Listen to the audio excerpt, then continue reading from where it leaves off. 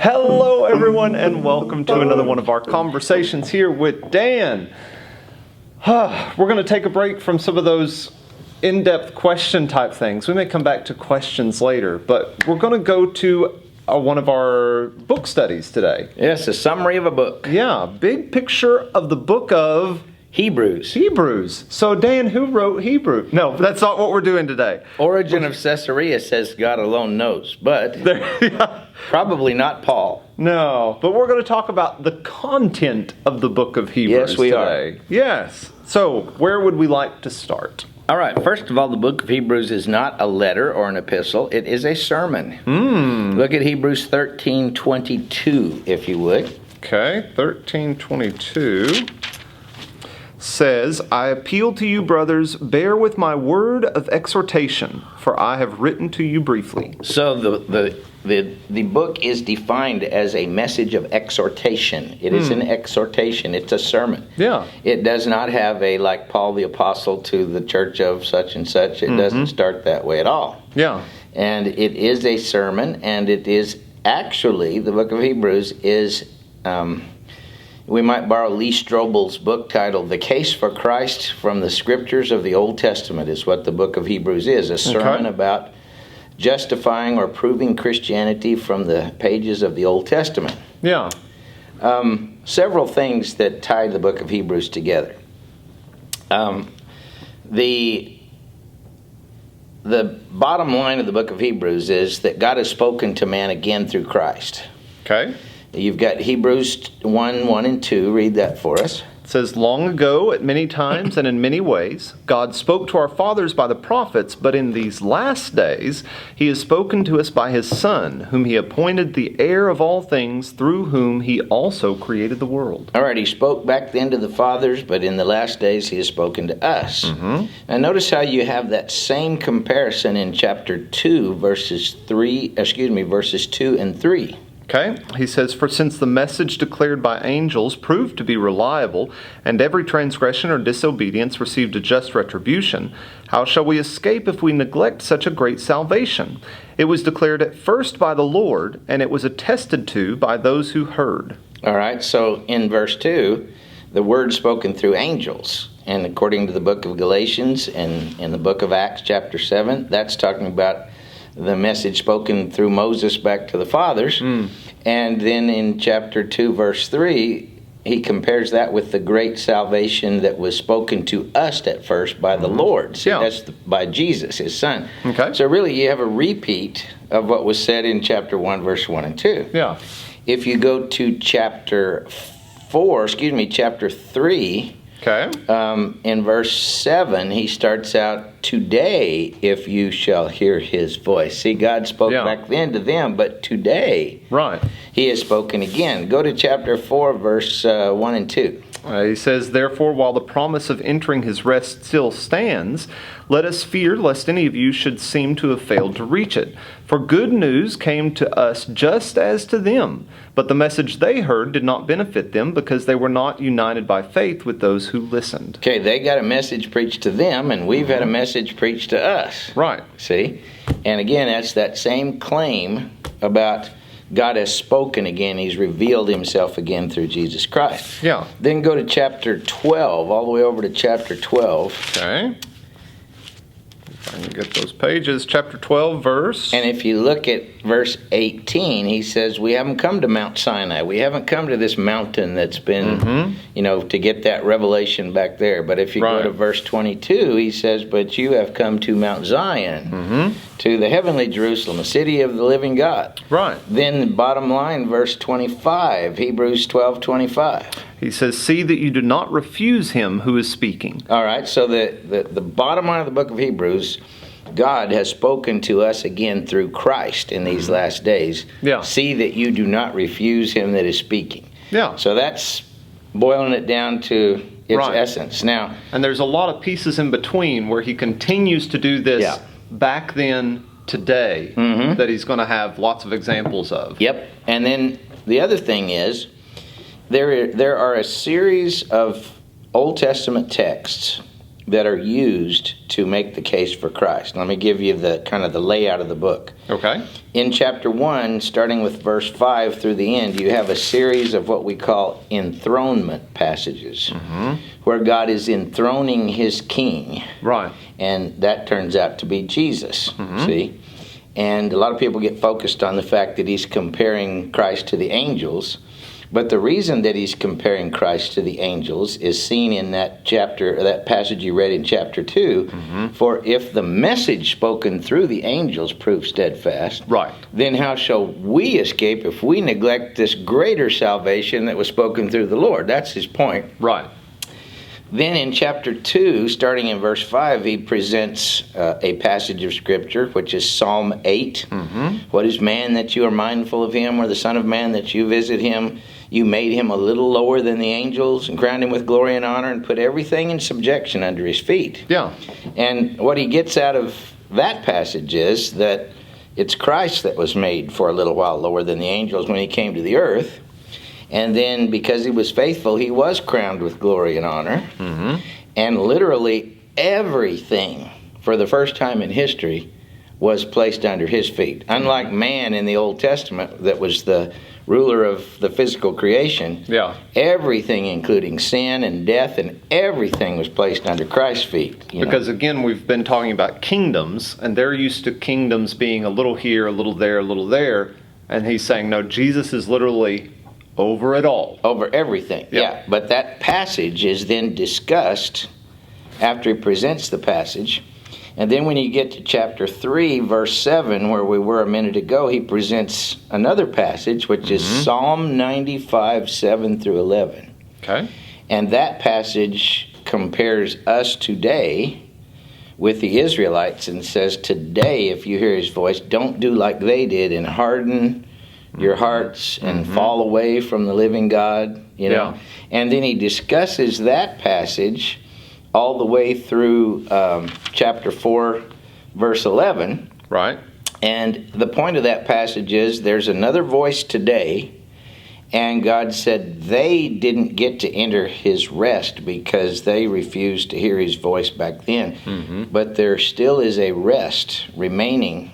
The voice spoke to us again today, and there's a rest remaining for us today. Yeah. So he uses that passage to argue that the very fact that it says today, and David wrote it long after the time of Moses, means that there's another revelation and there's another rest. He's using that to prove the case for Christianity. So whoever the writer was, he knew his Old Testament. Like he knew God's law. And it's not, this book isn't so chuck the whole thing out. No, He's no. going, this is how it's all proven. It through was time. accepted as written by a New Testament prophet. But he's making his arguments. He's proving Christianity by a series of Old Testament texts, and he's stacking one on top of another. Yeah. When you get to the end of chapter 4, he introduces Psalm 110, verse 4, about Jesus being our high priest. And he actually, Psalm 110, the Lord said to my Lord, sit at my right hand until I make your enemies your footstool. And if you read down to verse 4, the Lord has sworn and will not change his mind. You are a priest forever, according to the order of Melchizedek. Right. Well, he discusses that passage from chapter 5 at the beginning all the way through chapter 8, verse 6. He's still discussing that one passage of Scripture. And many people don't realize that everything in those chapters is a discussion of Psalm 110, verse 4. Right. See? And so what he's saying in that passage is that God swore an oath, and God never lies. Yeah. And God said there would be this person who was David's Lord, Right. that would be appointed both king and priest. But the writer argues that can't possibly be with Moses' law. Yeah. Because the kings come from the tribe of Judah, And the priests come from, the tribe of Levi. there you go. And it can't possibly be under the system of Judaism that there can be a king and a priest, at the same time.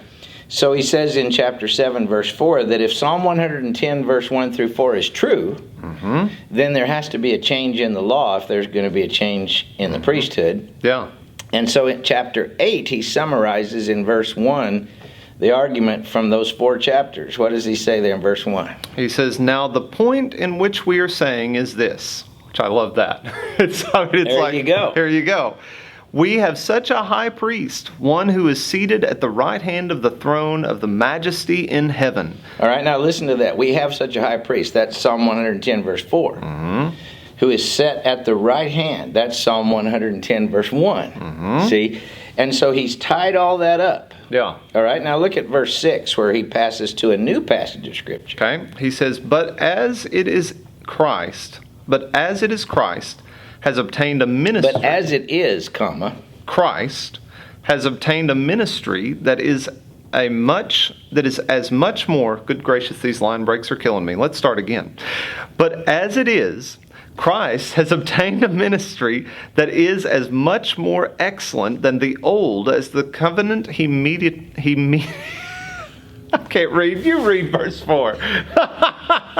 Verse 6 says he's obtained a more excellent ministry, meaning his priestly ministry, inasmuch as he's also the mediator of a better covenant based on better promises. Yes. All right, so when you keep going then, starting in verse 7 and 8, he introduces yet another passage of Scripture. We're going to try again. Which is Jeremiah 31 to 34, which is, behold, the days are coming that I will make a new covenant with the house of Israel. Right. So let me back you up. Okay, enthronement text. God was enthroning a new king. Yep. Chapter 2. God put literally everything, with no exceptions, under his feet. And that's never happened in humanity before Christ.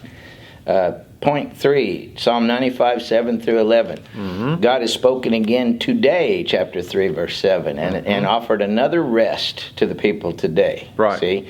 Then point 4, Psalm 110, 1 and 4. God promised and swore with an oath that he would make a king who was also a priest. And that means if God's going to keep his word, that the law has to change. Yeah. Okay? Next point, chapter 8, verse 7. God said, I'm going to make a new covenant. See? And then he says, this covenant is not going to be where it's a nation being covenanted. It's going to be where everybody knows the Lord. Everybody lets God write his law in their hearts. And in this covenant, I will forgive their sins, and I'll never remember them again anymore. Now, in the middle of all of that, is this new covenant that he's establishing his verification or his finalization of the covenant he made to Abraham? Yes, but that's not... That's because it's kind of in the middle there, so how does that fit in?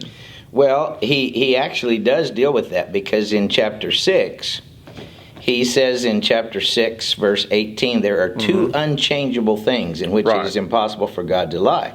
One of those things is the promise to Abraham, and the other of those things is the oath he swore in Psalm 110:4 to make Jesus a priest forever after the order of Melchizedek. Right. And the writer is saying if both of those oaths of God are true, then Christianity is true.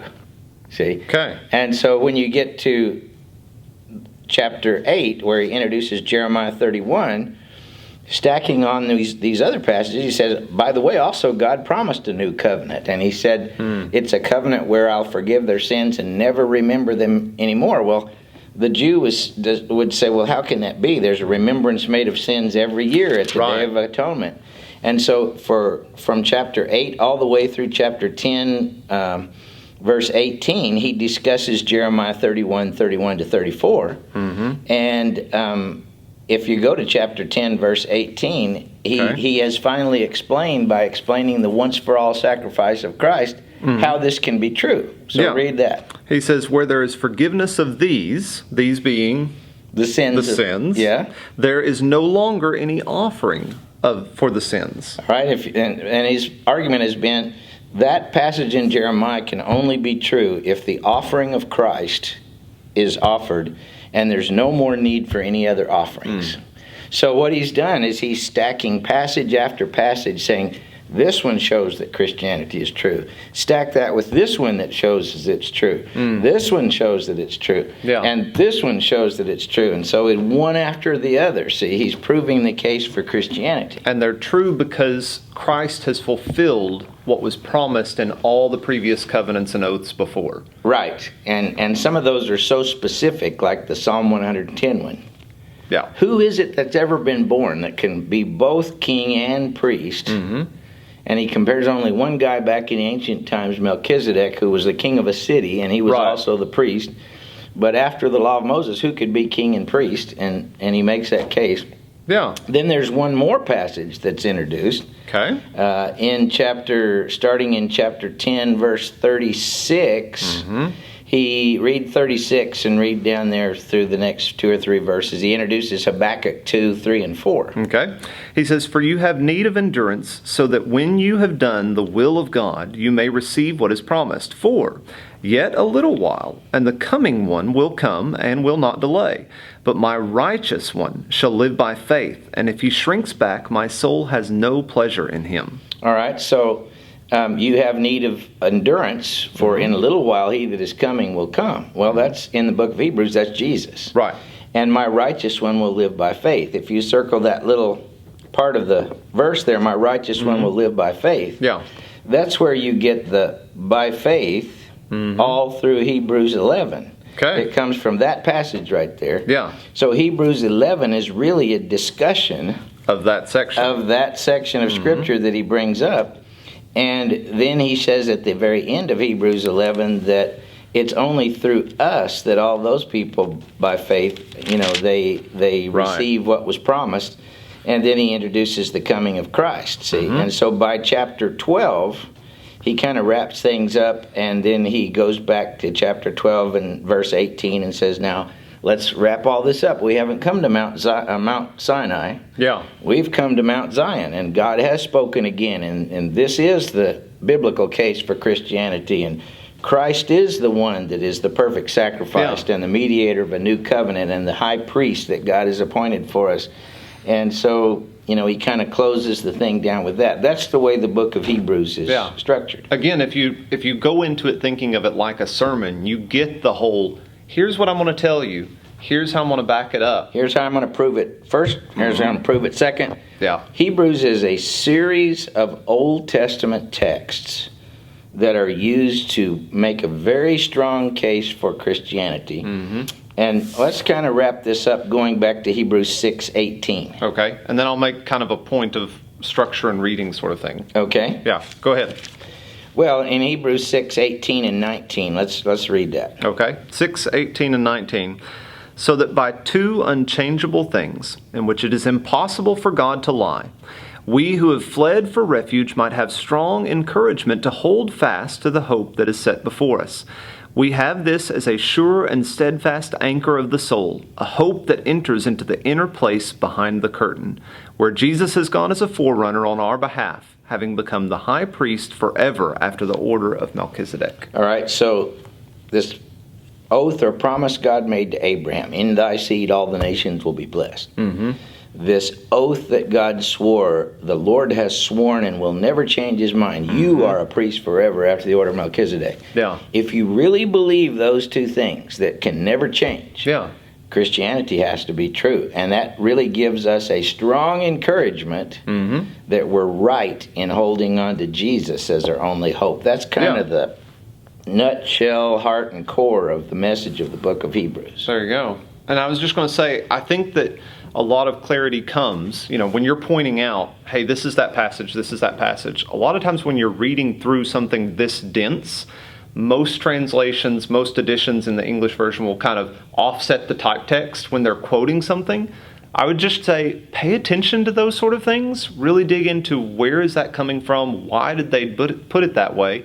Because most of the time, they don't say, hey, this is from Hosea, hey, this is from Psalms. But if you take the time to look at it. And I think most people that read the book of Hebrews do not realize that the book is structured like passage, discussion, passage, discussion. They don't realize, for example, when we're in Hebrews 9, that we're actually trying to discuss the quotation from Jeremiah. See, right. And that's what we're doing for these two chapters. Yeah. And so, like in our Seeing the Forest seminar, if we can get a big picture of what's actually going on and what the writer's actually doing, then we can see how the little parts fit into the discussion. Yeah, it kind of goes into, and we've discussed this before when we're looking at books, if you get stuck on the verses and chapters in your English language edition, sometimes they do a poor job of signifying the actual sections of what you're reading. So don't think that just because a new chapter started, a new thought has started by any means. Yeah, and I've compared the book of Hebrews to a relay race. The little enthronement text guy is running around the track in chapter 1, and then he hands the baton off to the Psalm 8 guy in chapter 2, and then that little guy hands the baton off to the Psalm 95, 7 through 11 guy who runs for a couple chapters, and then that guy hands off the baton to the Psalm 110, 1 and 4 guy that runs for about 4 chapters.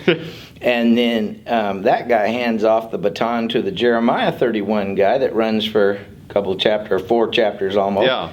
And then that guy hands off the baton to the Habakkuk 2, 3, and 4 guy who runs for another couple of chapters. That's the way the book is put together. But what he's doing is he's preaching and he's making his case for Christianity, building text on top of text to prove that Christianity has to be true because of this passage, this passage, this passage, this passage. Yeah, very cool. Well, I hope that helps you. I know for me personally, Hebrews was one of those dense books that it took me a while to really get a good handle on. And being somewhat dense. No, I'm just kidding. I knew we couldn't get through an episode. That's okay. All right. But really, I mean, it can be a difficult one, but when you kind of know the signposts and these little pieces along the way that guide you through those longer passages, it really is helpful. So, and if you remember that the early Christians, when they preached Jesus, they preached Christ from the pages of the Old Testament. Oh, yeah. And this book is really an eye-opener for some of the way that was done. Yeah, it's like if you don't think that's possible, give Hebrews another read. Yep. Definitely. So thanks again for joining us. For those of you who have subscribed to our YouTube channel, who are following us on our podcast, whatever the case may be there, thank you for giving a listen. And if you have thoughts on other books or questions that you have on Hebrews or anything else, send them to us. As always, send them to us. We're always replying back to people. And who knows, we may make an episode out of it. What's that you got in your pocket there, Brother Jed? It's my pocket square.